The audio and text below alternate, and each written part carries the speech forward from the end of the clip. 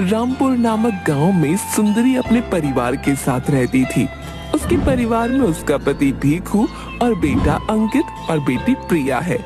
सुंदरी और भीखू दोनों बहुत गरीब थे।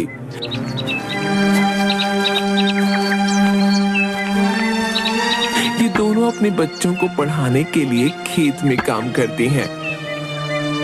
मुझे लगता है कि अब प्रिया की पढ़ाई को रोकना पड़ेगा, क्योंकि अब दोनों का कॉलेज जाने का समय आ गया है। पूरे गांव में किसी के बच्चे भी पढ़े लिखे नहीं हैं।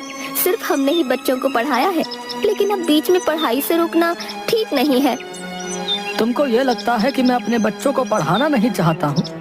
अरे ऐसा नहीं है भाई, मैं भी चाहता हूँ कि मेरे बच्चे पढ़े लिखे हों और बड़े आदमी बने, लेकिन मजबूरी के सामने बच्चों की पढ़ाई लिखाई हार रही है। हमारी मजबूरी के लिए सिर्फ प्रिया को ही क्यों झेलना है? अब मेरी हिम्मत जवाब दे रही है। अंकित को पढ़ाते हैं और प्रिया की शादी कर देंगे, और क्या। भीखू अपनी बेटी को भी आगे पढ़ाना चाहता था, लेकिन भीखू ऐसा नहीं कर पाया क्योंकि उसकी गरीबी उसे। गांव का सुनार धनीराम अपनी दुकान पर बैठा था कि तभी उसके पास अंकित अपने दोस्त अमित के साथ आया। आओ आओ, ये धनीराम तुम्हारी सेवा में बैठा है। आज फिर से 2 मुर्गे मेरे जाल में फंसने आए हैं। वाह वाह, अब मजा आएगा। और धनीराम इसीलिए ही तो यहाँ बैठा है, ताकि ऐसे मुर्गे काट सकूं। क्या हुआ चाचा, आप इतना मुस्कुरा क्यों रहे हैं? क्या? अरे वाह वाह, हाँ, मैं बेचने से ज्यादा खरीदने में विश्वास रखता हूँ, इसलिए मैं बहुत ज्यादा खरीदता हूँ। बताओ क्या लाए हो? मेरे पास ये सोने की चेन है, मैं इसे बेचने आया हूँ। चेन? ये कहाँ से लाए हो? आप सवाल बहुत पूछते हो, अब जल्दी से मुझे इसके पैसे दो, मुझे मेरी माँ ने दी है। ठीक है, मैं इसे अभी तोल नहीं सकता। ऐसा करते हैं कि पास के किसी कांटे पर चलते हैं, वहाँ इसका वजन पता चल जाएगा और मैं तुमको पैसे दे दूंगा। सुनार धनीराम उन दोनों को भारी सामान तोलने वाले कांटे के पास लेकर गया। मैं इसको अब तोल देता हूँ। धनीराम ने चैन को एक पलड़े में रखा और दूसरी तरफ वजन भी नहीं था, फिर भी दोनों पलड़े बराबर हो गए। धनीराम ने अजीब सा मुंह बना लिया। ये सोने की चेन नहीं है। आप ध्यान से देखिए, ये सोने की ही है। अब इसके अंदर कोई वजन नहीं बचा है। इसका अर्थ ये है कि अब ये समाप्त हो गई है। सोना भी समाप्त होता है? हाँ, जो भी चीज बनी है उसको खत्म तो होना ही है। लेकिन तुम अपना दिल छोटा मत करो, मैं तुम्हें 100 रुपए दे देता हूँ। वैसे ये मेरे किसी काम की नहीं है। लेकिन हमने कभी नहीं पढ़ा कि सोने का वजन कम हो जाता है। तुम किताबें पढ़ते हो, लेकिन ये हमारा खानदानी काम है, इसलिए हमने सोने के साथ जिंदगी को भी पढ़ा है और तुमको अपने अनुभव से बता रहा हूँ। धनीराम ने 25,000 का माल 100 रुपए में खरीद लिया।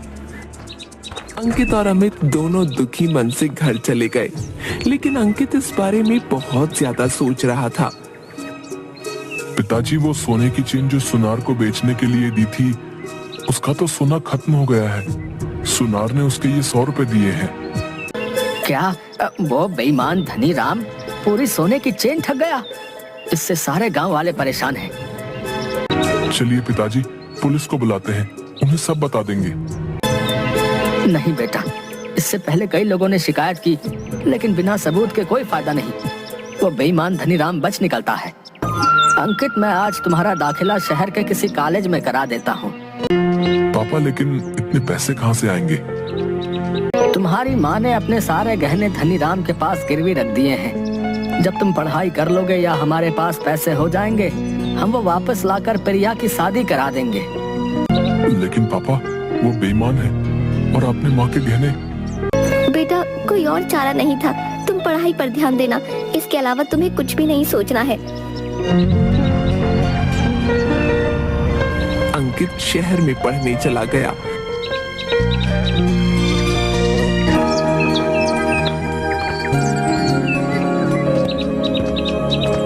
और उसने प्रिया का प्राइवेट दाखिला करा दिया।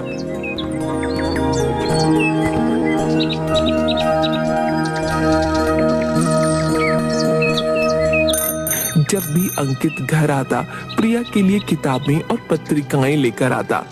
प्रिया की तैयारी भी सही चल रही थी। कुछ साल बाद हमारे पास कुछ पैसे आ गए हैं, अब हमें धनीराम से गहने छुड़ा लेने चाहिए। हाँ, हम आज ही धनीराम के पास चलते हैं क्योंकि कुछ दिनों में प्रिया की शादी है। हाँ, धनीराम बहुत बेईमान आदमी है। अब उसकी बेईमानी के किस्से सब तरफ मशहूर हैं। मुझे तो बहुत चिंता हो रही है, कहीं वो हमारे गहने बदल कर नकली ना दे दे, क्योंकि गांव के बहुत लोगों के साथ वैसा कर चुका है। दोनों पति पत्नी अपना सारा काम खत्म करके धनीराम के पास गए। आइए आइए, और बताइए आज क्या बेचने आए हो? धनीराम, मैंने तुम्हारे यहाँ अपनी पत्नी के गहने गिरवी रखे थे, मैं वही लेने आया हूँ। क्या हुआ, तुम भूल गए क्या? मैं भीखू हूँ। नहीं नहीं, तुम्हें कैसे भूल सकता हो। लेकिन मुझे गहने याद नहीं है कि तुमने कौन कौन से गहने गिरवी रखे थे। तुम गहने दिखा दो, मैं अपने गहने पहचान लूंगी। मेरे पास कोई गहने नहीं है, मैं ऐसे कैसे किसी और के गहने तुम्हें दे सकता हूँ? और हाँ, इतने वर्षों में बहुत ज्यादा ब्याज हो गया होगा जो तुम चुका नहीं पाओगे। चलो यहाँ से जाओ। धनीराम, तुम्हारे पास पैसे की कोई कमी नहीं है, लेकिन मैं एक गरीब पिता हूँ और तुम्हारे आगे हाथ जोड़ता हूँ। मेरी बेटी की शादी है, तुम मुझे गहने वापस कर दो। धनीराम ने भीखू और सुंदरी को बिना गहने दिए हुए ही भगा दिया। पूरा गांव धनीराम से परेशान था। उसने सभी लोगों के साथ धोखा किया था। अब हम अपनी बिटिया की शादी कैसे करेंगे? कुछ समझ नहीं आ रहा। इस बेईमान सेठ को हम गरीबों को लूट कर क्या सुकून मिलता है? आप परेशान मत होइए, भगवान सब ठीक करेंगे। हमारा सही समय भी आएगा और इस सेठ को सबक भी मिलेगा। धनीराम अपनी बेटी के विवाह से एक दिन पहले सारे गांव को दावत पर बुलाता है। सभी लोग अमीरों की शादी देखने और अच्छा खाना खाने जाते हैं। सब कुछ अच्छे से चल रहा था,